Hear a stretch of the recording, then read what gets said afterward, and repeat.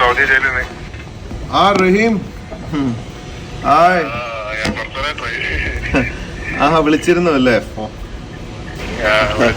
ജവാദി number ഞാൻ ഇന്നലത്തെ ഈ ദിവസം കഴിയാൻ വേണ്ടി ഇങ്ങനെ കാത്തുനിന്നു. എല്ലാം ഭംഗിയായിട്ട് കഴിഞ്ഞ് വളരെ സന്തോഷമായി. സന്തോഷായില്ലേ? നിങ്ങളോടൊക്കെ എങ്ങനെ നന്ദി പറയണ്ട എനിക്കറിയില്ല. എന്നാലും അയ്യോ എന്നോടൊന്നും നന്ദി പറയണ്ട, സൃഷ്ടാവിനോട് മാത്രമേ നന്ദി പറയണ്ടൂ. കാരണം എന്താ വെച്ചാല് നിങ്ങളുടെ സമയമായിട്ടില്ല. ഇത് ഓരോരുത്തര് ജനിക്കുമ്പോ കുട്ടിയാണാണോ പെണ്ണാണോ മരണം എപ്പോൾ എന്നൊക്കെ എഴുതി വെച്ചിട്ടുണ്ട്. ആ വര മാറ്റാൻ ആർക്കും അധികാരമില്ല. നിങ്ങളുടെ സമയമായിട്ടില്ല, അതുകൊണ്ട് നമ്മൾ അതിനൊരു കാരണമായെന്ന് മാത്രമേ ഉള്ളൂ. സമയമൊക്കെ തെളിഞ്ഞ് ഒരുപാട് സന്തോഷം. എല്ലാവർക്കും നിങ്ങൾക്ക് കുടുംബത്തിന് എല്ലാവർക്കും പ്രാർത്ഥിക്കാം. എന്നെ കൊണ്ട് അതേ സാധിക്കാൻ ബാക്കി നേരിട്ട് കാണാം.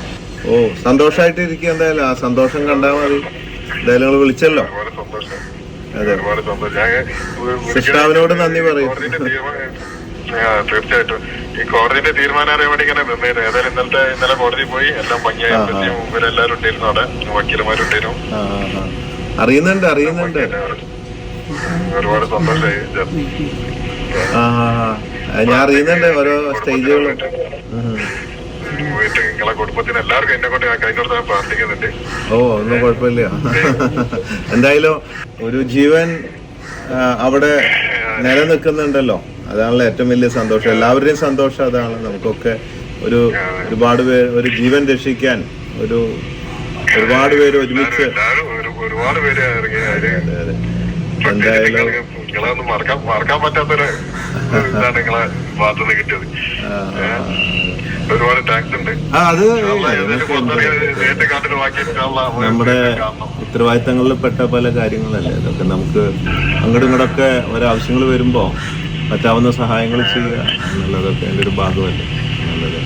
അപ്പോൾ എന്തായാലും സന്തോഷമായി. എനിക്ക് ഒരു ടെൻഷൻ ഉണ്ടായിരുന്നത് ഈ 34 കോടി പിരിച്ചു കഴിഞ്ഞിട്ടും വീണ്ടും ഒരു അനിശ്ചിതത്വം, ഒരു വ്യക്തത വരാതെ വന്നിട്ടൊരു ടെൻഷനായത്. ഇനി ഇറങ്ങി ഇപ്പൊ സന്തോഷമായി.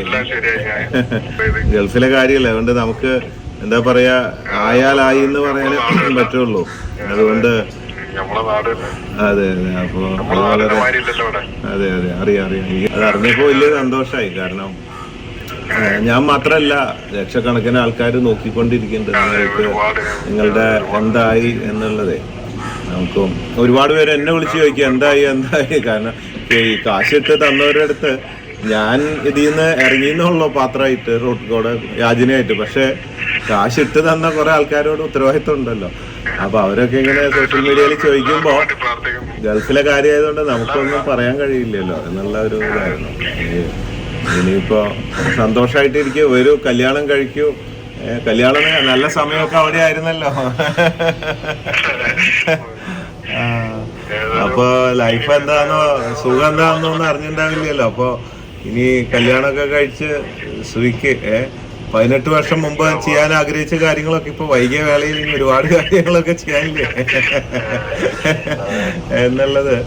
അതുകൊണ്ട് അതിനുള്ള സമയങ്ങളൊക്കെ ഇനി ഒരു കച്ചവടമൊക്കെ നമ്മൾ റെഡിയാക്കി വെക്കുന്നുണ്ട്. ചായപ്പൊടിയുടെ ഒരു ഫ്രാഞ്ചൈസി ബോച്ചെ പാർട്ട്ണറാക്കാനുള്ള പരിപാടിയാണ്. നിങ്ങൾ ഇവിടെ വന്നിട്ട് ഇനി ഇവിടെ വന്നിട്ട് ഓട്ടോറിക്ഷ ഓടിക്കാനും കഷ്ടപ്പെടാനും ഒന്നും നിൽക്കണ്ടല്ലോ. അപ്പോൾ അതിനുള്ളൊരു പരിപാടിയും കൂടെ നമ്മൾ ഇതാക്കിയിട്ടുണ്ട്.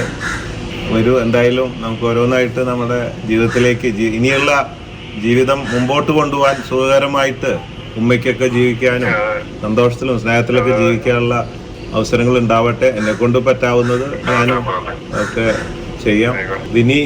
ഇനിയാണ് ഏറ്റവും വലിയ ടെൻഷൻ. ഇപ്പോൾ സാധാരണ ഞാൻ ഓർക്കണത്, ഈ ഞങ്ങൾ ഈ ഹോസ്റ്റലിൽ പഠിക്കുമ്പോഴേ സ്കൂളിൽ വെക്കേഷൻ ആവാനായിട്ടുള്ള ടെൻഷനാണ് വീട്ടിലെത്താനും പാരൻസിനെ കാണാൻ. ഈ വെക്കേഷന്റെ ആ ദിവസം എത്തിക്കഴിയുമ്പോൾ